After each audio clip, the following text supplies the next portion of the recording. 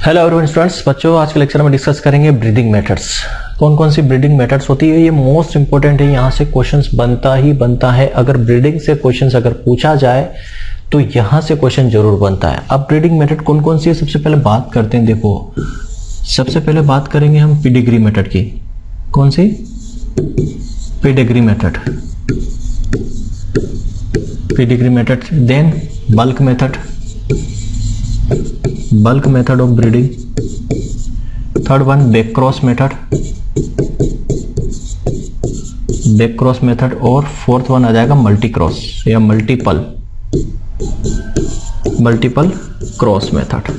ये चार most important method है जो हमें पढ़ना है ब्रीडिंग मेथड्स के अंदर, और यहीं से क्वेश्चंस आपके बनने वाले हैं। क्लियर है? चार मोस्ट इंपॉर्टेंट है क्या? Pedigree method, bulk method, back cross method और मल्टीपल क्रॉस मेथड्स। क्लियर है? अब इसके अंदर हमें क्या चीजें डिस्कस करनी है, कैसे जो है बैक क्रॉस होता है, मल्टीपल क्रॉस होता है, सारी चीजें अभी हम। तो यहाँ पे सबसे पहले हम पेडिग्री मेथड की बात करेंगे। ठीक है, क्या होता है पेडिग्री मेथड और किस तरीके से यहाँ पे पेडिग्री मेथड में हम जो है न्यू कल्टीवार जो है या न्यू वेराइटीज जो है डेवलप करते हैं। तो देखो कैसे होता है, ये पूरा एक स्ट्रक्चर है कैसे पूरी जो है वैरायटी रिलीज होती है पेडिग्री मेथड के थ्रू। बट इसमें थोड़ी सबसे पहले चीज समझिए कि पेडिग्री मेथड में क्या क्या चीजें होनी जरूरी है ना, वो सब चीजें डिस्कस करना जरूरी है। तो पेडिग्री मेथड जो है ब्रीडिंग की, यहां पे आपको सबसे पहले क्या चीज समझना है, बहुत सारी चीजें ऐसी है जो काफी समझने लायक है। देखो यहां पे होता क्या है, पेडिग्री मेथड क्यों करते हैं? पहली चीज, पेडिग्री मेथड क्यों करते हैं? क्योंकि हमें चाहिए होमोजाइगस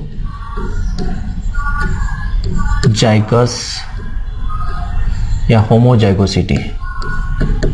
याद रखना, मेन पर्पज क्या है पेडिग्री मेथड का? तो हमें होमोजाइगोसिटी लाना रहती है प्लांट के अंदर। पेडिग्री मेथड करने का पर्पज क्या है? होमोजाइगोसिटी लाना रहती है मेन चीज। अब हमने प्योर लाइन सिलेक्शन पढ़ा था, ठीक है, पिछले लेक्चर्स आपने पढ़े होंगे। प्योर लाइन सिलेक्शन में हम क्या करते हैं, सेल्फ पॉलिनेटेड क्रॉप की, सेल्फ पॉलिनेटेड क्रॉप होती है ऑब्वियसली, उसके अंदर क्या होते हैं, अगर सेल्फ पॉलिनेटेड है तो होमोजाइगस प्लांट ही होंगे। तो होमोजाइगस प्लांट को लेके हम प्रोजेनी डेवलप करते थे, है ना, उनकी प्रोजेनी लेते हैं होमोजाइगस प्लांट की।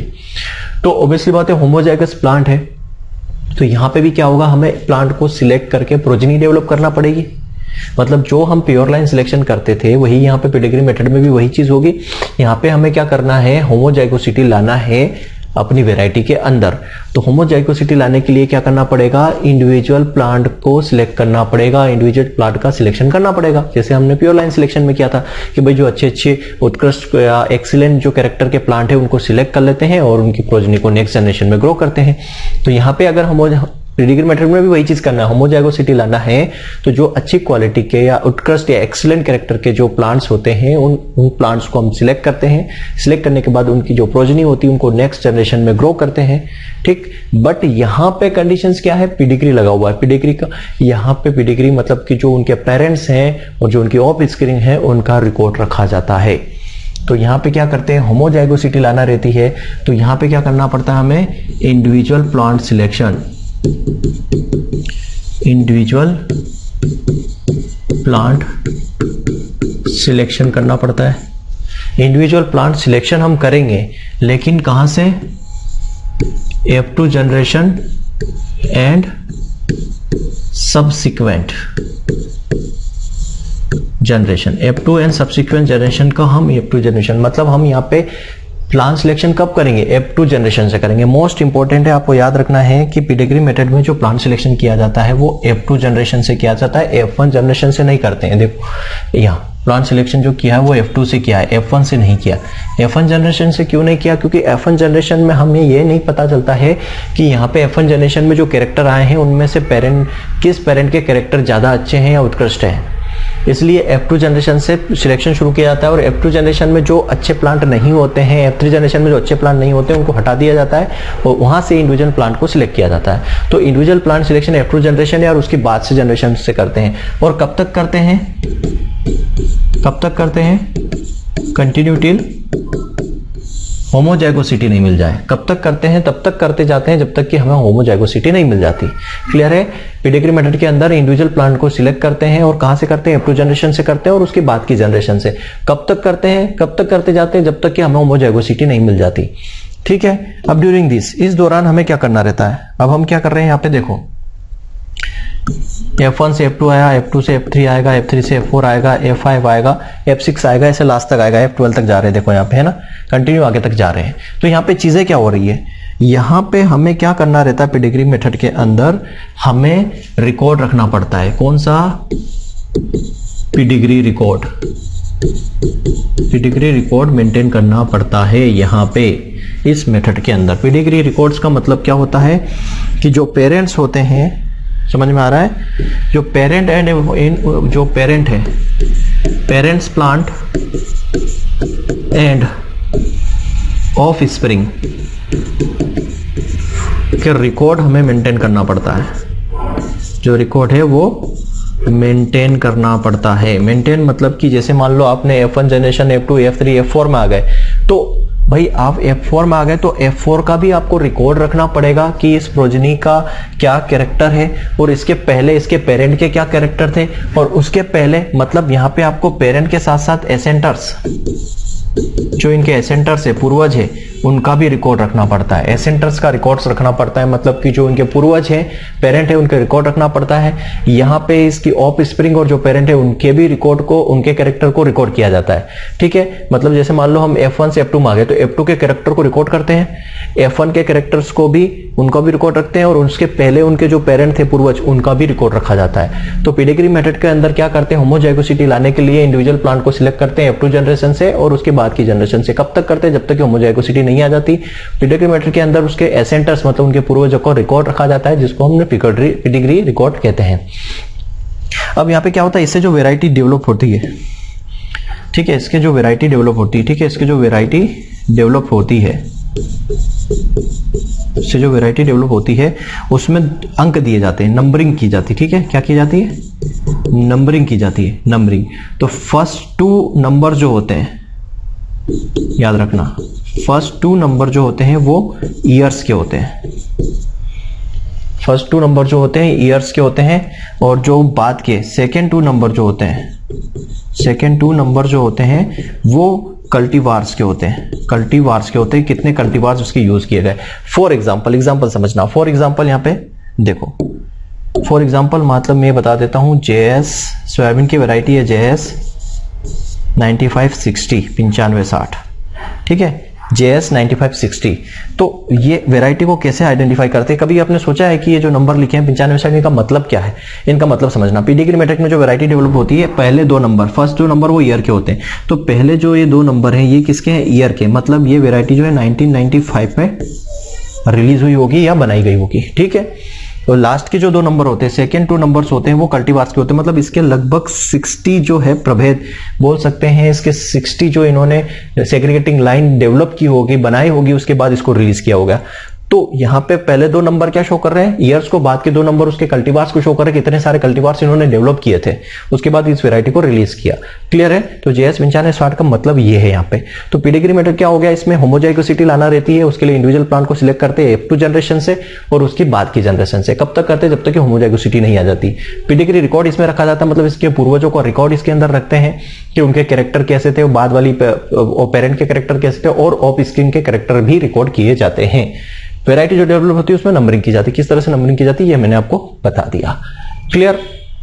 अब यहां पे जो है कब तक, अप टू 6 to 7 जनरेशन तक क्या करते हैं, 6 to 7 जनरेशन तक यहाँ पे प्लांट का सिलेक्शन, इंडिविजुअल प्लांट को सिलेक्ट करते हैं, उसके बाद जो है वैरायटी को रिलीज किया जाता है। अब उसकी प्रोसीजर पूरी हम देखते हैं यहाँ पे। ठीक है, ये तो हमने देख लिया यहाँ पे कि कैसे हमारा जो है पेडिग्री मेथड होती क्या है, ये हमने देख लिया। अब देखो क्या किया, यहाँ पे एक P1 एक वैरायटी ली और एक P2 एक वैरायटी ली, उसका क्रॉस करके क्या आया, F1 आया। ठीक है, F1 के अंदर हम कोई प्लांट सिलेक्शन नहीं कर रहे हैं। क्यों नहीं कर रहे हैं, क्योंकि यहाँ पे हम यही आइडेंटिफाई कर पाते हैं, नहीं पता कर पाते हैं कि यहाँ पे किसका कैरेक्टर जो है ज्यादा है F1 के अंदर। उसके बाद हम क्या कर लेते हैं, F2 जनरेशन। F2 जनरेशन मतलब कि यहाँ पे वापस एसेंटर से क्रॉस करवाते हैं। सीधी सी बात है, अगर हमें क्या करना है, हमें किसी P1 का क्रॉस लेके आना है F2 जनरेशन में, तो सीधी सी बात P1 से क्रॉस करवाते हैं। मतलब अगर हम पूर्वजों का कोई लक्षण लाना रहता है और वापस हम उसके पेरेंट्स से क्रॉस करवाते हैं तो उसको हम बैक क्रॉस कहते हैं। बैक क्रॉस हम आगे देखेंगे। F2 जनरेशन में क्या करते हैं, फिनोटाइपिक बेसिस पे हम क्या करते हैं, प्लांट को सिलेक्ट करते हैं।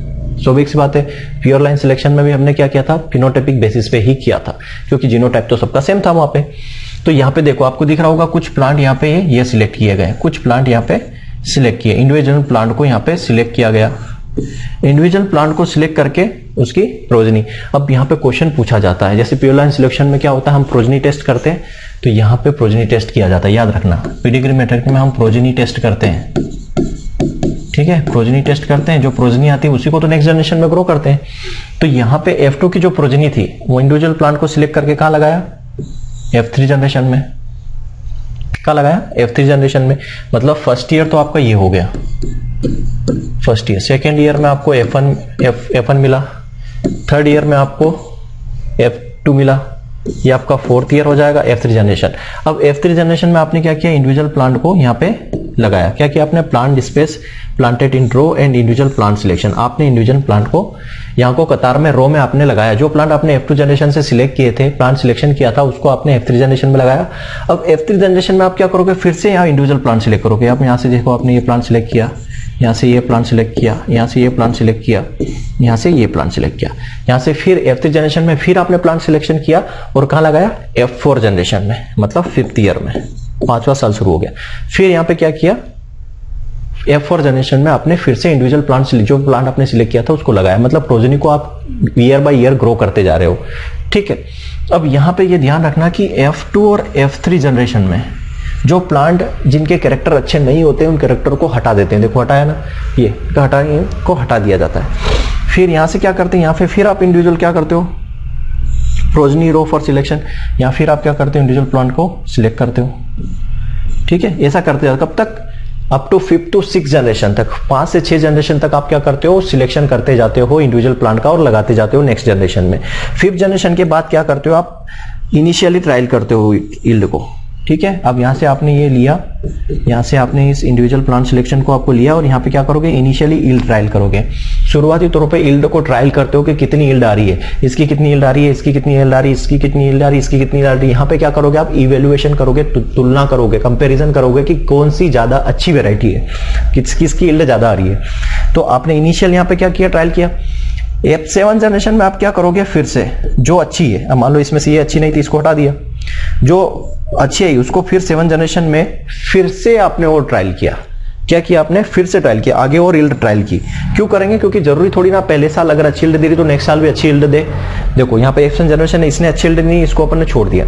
7 जनरेशन में फिर से यील्ड ट्रायल की गई, फिर से यील्ड ट्रायल की गई, ठीक है। फिर से यील्ड ट्रायल करने के बाद 7 जनरेशन के बाद मतलब लगभग क्या हो जाएगा, ये आपका होगा 6 ईयर, ये आपके 7 ईयर्स और ये 7 जनरेशन 8 ईयर्स, लगभग 8 ईयर्स लग जाते हैं फाइनल ट्रायल में। और उसके बाद F8 से लेके F12 में आप क्या करोगे, F12 से मतलब 8 साल के बाद उसको अलग अलग लोकेशन पर ग्रो करते हो।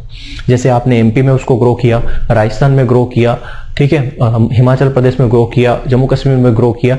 अब देखो कि किस क्लाइमेट में ये ज्यादा यील्ड देती है, किस क्लाइमेट के लिए सूटेबल है, कौन सी सोइल के लिए बेहतरीन है।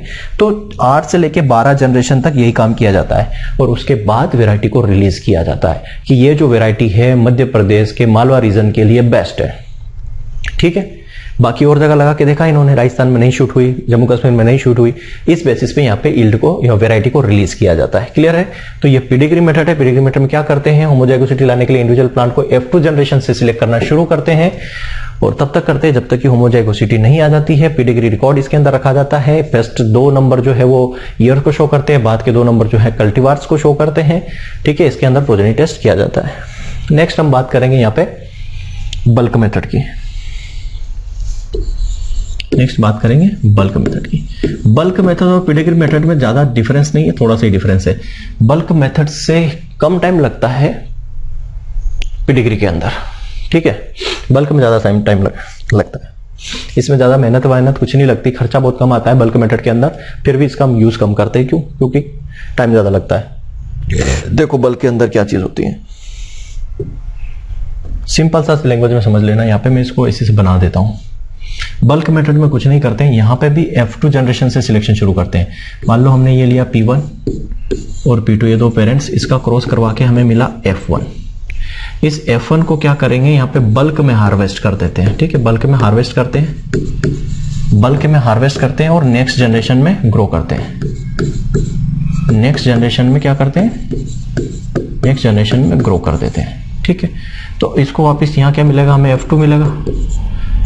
मतलब मैं कह सकता हूँ यहाँ पे हमें क्या मिलेगा वापस, F2 जनरेशन में इसमें बल्क में ग्रो कर देते हैं, पूरा ये सब बल्क में ग्रो कर देते हैं। ठीक है, F2 जनरेशन में इसको बल्क में ग्रो कर देते हैं। ऐसा कब तक करते हैं, ऐसा लगभग 5 से 6 पीढ़ी तक, याद रखना बल्क में ग्रो करते हैं। 5 से 6 पीढ़ी तक, जनरेशन तक बल्क में ग्रो किया जाता है, बल्क में ग्रो करते हैं 5 से 6 पीढ़ी तक, याद रखना। देखो फिर इससे जो हमें मिलेगी इसका फिर हम क्या करेंगे, F7 जनरेशन में यहाँ पे भी क्या करेंगे, बल्क में ग्रो करेंगे, बल्क में ग्रो करेंगे। अब मान लो यहाँ पे F2 जनरेशन में हमने क्या किया, लगभग 200 से लेके 300 प्लांट को सिलेक्ट किया, इकट्ठा किया और बल्क में ग्रो कर दिया नेक्स्ट जनरेशन में। यहाँ लगभग हमने 2000 से लेके 3000 प्लांट को हमने हार्वेस्ट किया, मतलब बल्क में हार्वेस्ट किया और नेक्स्ट जनरेशन में यूज कर लिया। फिर F3 जनरेशन आ जाएगी, F4 जनरेशन, यहाँ पे हमने फिर क्या किया, इसको बल्क में लगाया। ठीक है, जो जनरेशन यहाँ से मिली, यहाँ फिर हमने क्या किया, लगभग 2000 से लेके 3000 प्लांट को बल्क में हार्वेस्ट करके नेक्स्ट जनरेशन में फिर लगाएंगे। तो यहाँ क्या मिलेगा हमें, F5 में फिर हम क्या करेंगे, बल्क में यहाँ पे लगाएंगे। तो यहाँ हमें लगभग मान लो 3000 से लगभग 4000 प्लांट्स हम ले लिए, सिलेक्ट कर लिए यहाँ से। अब यहाँ पे आएंगे हम F6 जनरेशन में। ठीक है, F6 जनरेशन तक हमने ये काम कर लिया। ठीक, यहां हमने वापस क्या किया, 3000 से 4000 प्लांट सिलेक्ट किए F6 जनरेशन तक। ठीक है, यहाँ पे हमने ये प्लांट हम सिलेक्ट कर रहे हैं यहाँ पे। ठीक, तो हम लगभग 5 से 6 जनरेशन तक इसको बल्क में हार्वेस्ट करेंगे, नेक्स्ट जनरेशन में लगाएंगे, बल्क में हार्वेस्ट करेंगे, नेक्स्ट जनरेशन में लगाएंगे।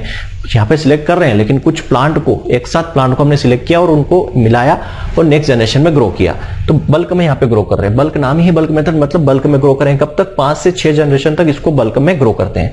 5 से 6 जनरेशन के बाद इसमें 7 जनरेशन में हम क्या करते हैं, पीडिग्री मेथड लागू हो जाती है। समझ लो, यहाँ से 7 जनरेशन से पीडिग्री मेथड शुरू हो जाती है। मतलब यहाँ पे हम क्या करते हैं, इंडिविजुअल प्लांट सिलेक्शन शुरू कर देते हैं, इंडिविजुअल प्लांट सिलेक्शन शुरू कर देते हैं। फिर इसको क्या लगाते हैं, अलग अलग कतारों में लगाते हैं, F8 में। ठीक, F8 में लगाते हैं और उसके बाद ये दोनों मेथड यहाँ से ये छोड़ देना। ठीक है, और F8 से लेके फिर 9 आ जाता है। फिर इसको क्या करते हैं, इनिशियली यील्ड ट्रायल करते हैं, F10 आ जाता है। फिर फाइनल यील्ड ट्रायल करते हैं और फिर बाद में 11 और 12th जनरेशन में अलग अलग लोकेशन में लगा के देखते हैं। सेम वही चीज जो पीडिग्री में करते हैं। तो बल्क मेथड क्या होता है, बल्क मेथड जो है सबसे शुरुआत इसने किसने दी थी, तो इसको सबसे याद रखना, निल्सन इहले ने 1908 में इसको किया था स्वॉलाफ में। ठीक है, निल्सन इहले ने बल्क मेथड को मास मेथड भी कहा जाता है, मास मेथड या मास पॉपुलेशन मेथड भी कहा जाता है। इसके अंदर क्या करते हैं, वही F2 जनरेशन से ही क्या करते हैं, बल्क में जो है हार्वेस्ट करके नेक्स्ट जनरेशन में लगाते हैं, बल्क में हार्वेस्ट करते हैं, नेक्स्ट जनरेशन में लगाते हैं। बस सिंपल सा, इसी से आपको समझ में आ जाएगा। लाइन ही दी रहेगी क्वेश्चन के ऊपर के अंदर कि बल्क में हार्वेस्ट करके नेक्स्ट जनरेशन लगाते हैं, कौन सी मेथड, तो बल्क मेथड। 5 से 6 जनरेशन तक इसको बल्क में लगाते हैं।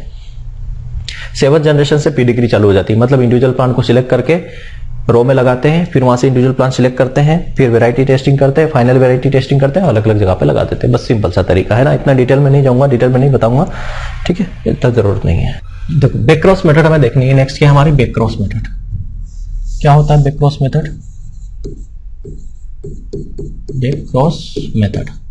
बैक क्रॉस मतलब वापस से पीछे जाके क्रॉस करना, वही बात हो गई। मतलब हमारे पास क्या है, मान लो यहाँ एक ए है, ए का हमने बी से क्रॉस करवाया, हमें क्या मिला, F1। इस F1 का अगर देखो यहाँ पे 2 चीजें समझना, इस F1 का अगर मैं क्या करवाता हूँ, ए से क्रॉस करवाता हूँ। F1 का क्रॉस मैंने ए से करवाया और ए क्या है, मान लो यहाँ पे डोमिनेंट है, ए यहाँ पे क्या है, डोमिनेंट है, मतलब प्रभावी है, अपने लक्षण दिखाता है नेक्स्ट जनरेशन में। तो इसको मैं क्या बोलूंगा, इसको बोलूंगा मैं डोमिनेंट बैक क्रॉस। क्या बोलूंगा, डोमिनेंट बैक क्रॉस इसको मैं कहूंगा। क्लियर है। अगर मान लो मैंने यहाँ पे क्या किया, इस F1 का क्रॉस किससे करवाया, बी से करवाया। बी क्या है यहाँ पे, रेसेसिव है। क्या है, रेसेसिव, अप्रभावी है, अपने लक्षण नहीं दिखाता है। अप्रभावी मतलब क्या होगा, अपने लक्षण नहीं दिखाएगा। इसको मैं क्या बोलूंगा, टेस्ट क्रॉस।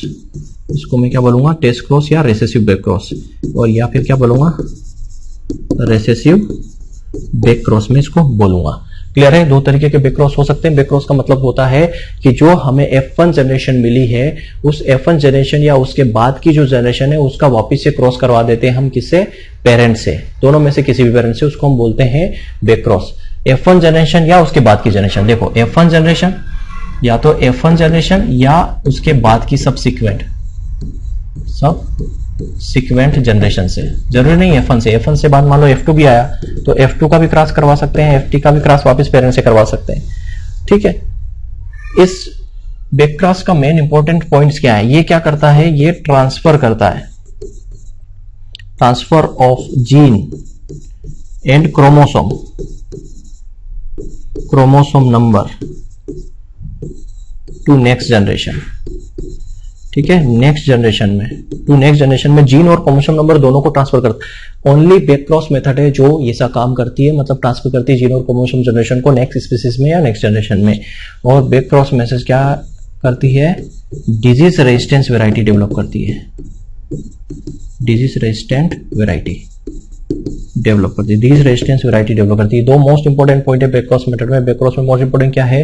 पहले तो जो हमें F1 जनरेशन मिलती है, जो प्रोजेनी मिलती है, वापस मिलती है, उसका वापस हम क्रॉस करवा देते हैं उसके पेरेंट से, दोनों में से किसी से, चाहे डोमिनेंट से कराओ या रेसिस से कराओ। डोमिनेंट से कराओगे तो डोमिनेंट, रेसिस से कराओगे तो टेस्ट क्रॉस कहलाएगा। और इसका मेन पर्पज क्या है? जीन और क्रोमोसोम नंबर को ट्रांसफर करता है एक स्पीसीज के अंदर और डिजीज रेजिस्टेंस वैरायटी डेवलप करता है।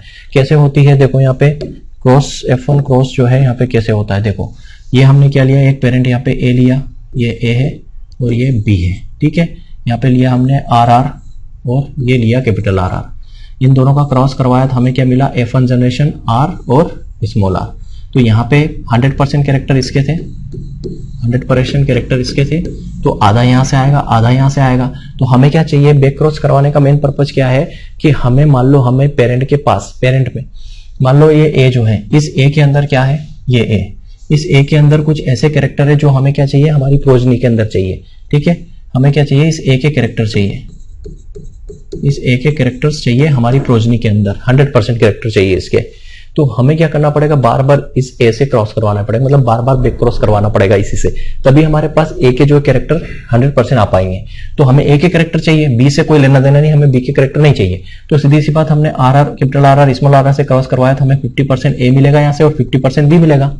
भाई ये 100 है और B भी 100 है। फॉर एग्जाम्पल देखो क्या होता है कि हमारी बात करते हैं, ठीक है, ये मेल एंड ये हमारा फीमेल हो गया। इसका जब हम क्रॉस करवाते हैं तो कितना होता है? 46 इसमें होते हैं, 46 मेल में होते हैं और फीमेल में होते हैं 46 क्रोमोसोम नंबर होते हैं। तो यहाँ से कितने आते हैं? आधे 23 यहाँ से आते हैं, 33 23 और 23 यहाँ से आते हैं, तो वापस कितने हो जाते हैं? 46। यहाँ पे क्या हो रहा है बैक क्रॉस में कि हमें सिर्फ यही पेरेंट के ही चाहिए। ठीक है, हमें क्या चाहिए? सिर्फ A के कैरेक्टर चाहिए। तो 50 कैरेक्टर A क्या है, 50 B क्या है? तो हमें सिर्फ A से मतलब है, तो हमने 50 A के कैरेक्टर यहाँ पे लिख लिए। इसका वापिस हमने क्या करवाया? फिर से क्रॉस करवाया, किससे? A से। फिर A से क्रॉस करवाएंगे। क्यों करवा रहे हैं? क्योंकि हमें A के कैरेक्टर चाहिए हमारी प्रोजनी के अंदर। तो A यहाँ पे क्या है? 100% है। इसी को देखना बाद में, A यहाँ पे 100% ही रहेगा। तो यहाँ से आधा आएगा, तो यहाँ से आधा कितना आएगा? 50। देखना है ना, यहाँ से आधा कितना आएगा?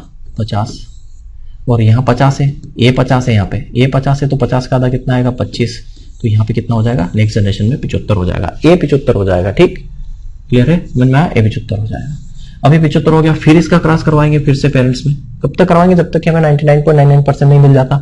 ठीक है, लगभग 7 जनरेशन तक करवाते हैं। तो A यहाँ पे वापिस 100 है, तो यहाँ से आएगा 50, यहाँ 75 है, 75 का आधा कितना हो जाएगा? 37.5।